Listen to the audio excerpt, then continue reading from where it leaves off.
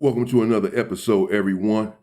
This video here went viral, where OG keeps it real with the parole board. Let's get into it. This one is a little crazy. This guy right here. Let's check him out. Tell us why you think you deserve parole. Hey, if you're gonna give it to me, give it to me. If not, I could go back. I'm not here to. Look, he kick it right off. Look, he go right in on him. Tell us why you think you deserve parole. If you gonna give it to me, give it to me. I'm not here to look. He kick it right off. Debate with y'all or nothing. If you're gonna grant me parole, grant it to me. If you're not gonna grant it to me, I got 5 months to go. As simple as that. Well, Mr. Edwards, you make it very difficult to even consider you for parole. I'm just being straight up. If you're gonna grant it to me, grant it to me. If not, I'll go back and I'll finish my time. Yeah, I kind of respect that approach. We're so accustomed to those trying to manipulate the parole board. And he's just laying down the facts. I mean, he's OG, he's been through it, and he's just laying down, he's putting his cards on the table and saying, are you going to grant me or will you not grant me? And look, from the records that Sir Richard was able to find, he does not have a dirty jacket. We only see one other offense in the past 10 years, which is threatening second degree. And then this current offense, which is, well, it's not good. It's driving while intoxicated, having a weapon by a convicted felon, and driving without insurance, although he claims to have just bought the car. But, I mean, neither here nor there. Now, Connecticut only shows records going back a decade, so it wouldn't surprise me if he has a long history. But he's not into kitties, and he doesn't have any essays in his jacket. So, we're so accustomed to them releasing the worst of the worst, constantly making excuses to release those who are the most dangerous. And, anyways, let's see if they make an exception for him or if he just has to do his time. Let me know at the end how you feel about his approach. With that, Kenneth Ray Edwards, 65621. Thank you.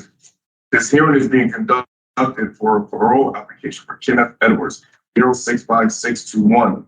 He is serving a sentence of 6 years execution suspended of 30 months with 3 years of probation for criminal possession of a pistol, illegal operation of a motor vehicle under the influence. As of state record reflects a parole eligibility date of March 25th, 2024. Okay, so he's not in there for much. I mean, I'm just saying. This comes from the channel Mandu. Check him out. Shout out to Mandu. He was saying that he doesn't have insurance, and he said he had just bought the car. Who gives a damn? You know what I mean? I guess he was driving, I believe they said under the influence. That's very serious because people do die over that shit. I do not like drunk drivers. And he had a weapon, I guess, near him or in the car or whatever. I'm unclear of what sort of weapon it was so far. But okay. There is no victim input in this case. There is an offender accountability plan for the offender. It has been reviewed and shown the offender to follow programs. Voices. Utilizing the statewide collaborative offender risk evaluation scores, the offender's overall score for recidivism falls in a very high range. This is your opportunity to express to the board why you should be granted parole. I didn't understand you. Tell us why you think you deserve parole. Hey, if you're gonna give it to me, give it to me. If not, I could go back. I'm not here to debate with y'all or nothing. If you're gonna grant me parole, grant it to me. If you're not gonna grant it to me, I got 5 months to go. As simple as that. Well, Mr. Edwards, you make it very difficult to even consider you for parole. I'm just being straight up. If you're gonna grant it to me, grant it to me. If not, I'll go back and I'll finish my time. Okay. Well, why did you not want to cooperate with the parole officer? I'm cooperating, but I got caught with a gun. I'm guilty of that. Okay, I'm serving my time for that. I never said I didn't have it. I never said I didn't do it. If you're gonna grant me parole, grant me parole. The reason I carry the gun, you wanna know? Because I've been shot up 4 times. The reason I carry it is for my protection. That's why I carried it. I wasn't out there in the street looking for trouble or bothering nobody. I had it for my protection. Well, you were driving a car intoxicated And I with a just had bought firearm. I That just had one is bought the a risk. car. I just had bought the car. I didn't get a chance to register. I lost the car because I got caught with a gun in it. That was a loss to me. I don't cry about nothing. If I did something, I earn up to it. Well, you do own up to it. I do appreciate that. And I did notice that you took responsibility. My response, my statement was, you were carrying a firearm, driving a car intoxicated. I was on my way home. You were The driving car a was car. unregistered. I just had bought the car. All I right. just had bought the car. I didn't get a chance to register anything. I Okay. lost the car. Did you have the paperwork to support your having purchased the car? Yes. Did you No, show it it to was the at my officer? house. It was at my Okay, well house. then you can't drive a car without the paperwork I inside, re- because I anytime you realize that. purchase a car, okay. I Well, realized that. Yeah, I and Mr. realized Edwards, that. you are prohibited from having a firearm. I understand you wanted it for your protection, and you were driving the car while drinking. After you had been drinking. I'm not denying it yet. Okay. And I So- got a call. And I'm So in we- here. And I'm Yes. paying for it. I'm not asking Yeah. nobody to do me no favor, do nothing for me. I am willing to do whatever I'm supposed to do. If I have to do all my time, I do all my time. If y'all don't want to grant me parole, don't grant it to me. I'm not gonna cry about it. So, Mr. I'm gonna Edwards, do what I Mr. gotta do. Edwards, Mr. Edwards, Yes. discretionary parole is something that's earned. And the way this happens, right, is we come into a hearing and we ask questions to see if any kind of change has happened in you, that you might go back out into the community and not commit the same offenses. That's why we're here. It's not like we're going to see what we give you for Christmas. It's we just want to ask some questions. And that's what the parole officer was also getting at, to see if you're a risk. Yeah, but I get exactly what he's saying. Shit, I got 5 months left. No matter what I say here, you already have it in your head. You know, y'all just want these people to come in here and bow down and kiss y'all ass. Oftentimes, say how sorry you are for your crime. This and that. I'm paying for my crime already. I'm already doing time for this shit. I did it. I'm admitted that I committed this crime. What you gonna do? You gonna let me go or you not? Because these are the facts right here. Everything else that we said in here is just a bunch of smoke screens, a bunch of nonsense. These are the facts. What are we gonna do? It makes sense to me, you know, because as he said, I got 5 months left. It's not like it's 5 days. 5 months is time. Even 5 days. When you're in jail, you're trying to get the hell out of there. Don't get me wrong. And I would probably take a different approach. I want out now, not 5 months later, particularly at his age. You know, we only have so long on this earth. Every day counts. Every day matters. You want to get the hell out of there now, today, not in 5 months. If there's any possibility of you getting out today or, within the next few days of this hearing. But, hey, he's a man. He's standing on his morals and his ethics. I did this, and I'm not in here to bow down and kiss y'all. Either you're going to parole me or you're not.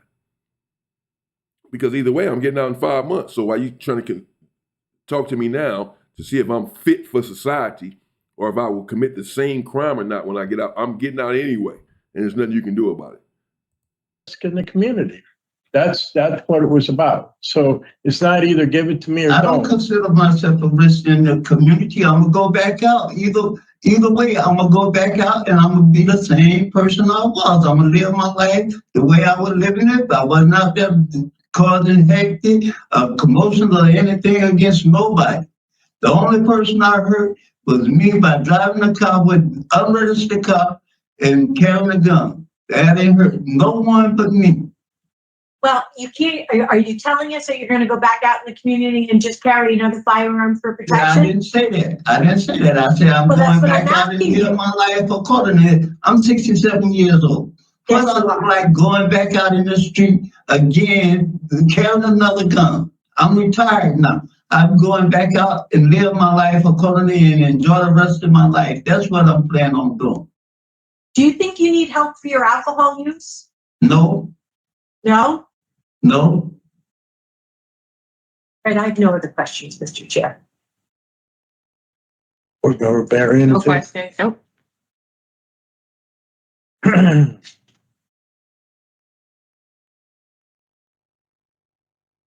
No. Go ahead. Mr. Edwards makes it very difficult Yes. to consider him for discretion and parole. You know, the alcohol use is an issue, and he doesn't seem to understand that drinking and driving is a crime in itself. Whether or not the car was registered or belonged to him or bought, and carrying a firearm is a crime, and he doesn't seem to have an And I'm understanding paying of for it. And I'm paying for it. he scores very high for risk to recidivate at the age of 67. So I do not have him voted to discretion and parole today. Okay, He hasn't let given me us go. any. Okay, let me go. I'll go do my last 5 months. Hang on. What criminal history? It's criminal history, Inadequate evidence, offender change? and he doesn't have a relapse prevention plan. Like he's And very. then institutional program participation. Okay. So regarding Kenneth Edwards, 065621, move to deny parole based upon criminal history, inadequate evidence of offender change, and inadequate institutional program participation. Is there a second? Second. Those in favor signify by saying aye. Aye. Those opposed, no. The ayes have it. Mr. Edwards, we weren't able to give you. Thank you. Y'all have a nice day. All right. We hope you have a good New Year. Okay, bye. Bye. 05621. Told you what I'm going to do. I told you what I'm going to do. No. If y'all don't plan to take it, if not, don't let me sit here wasting time. Tell you, I kind of respect his approach.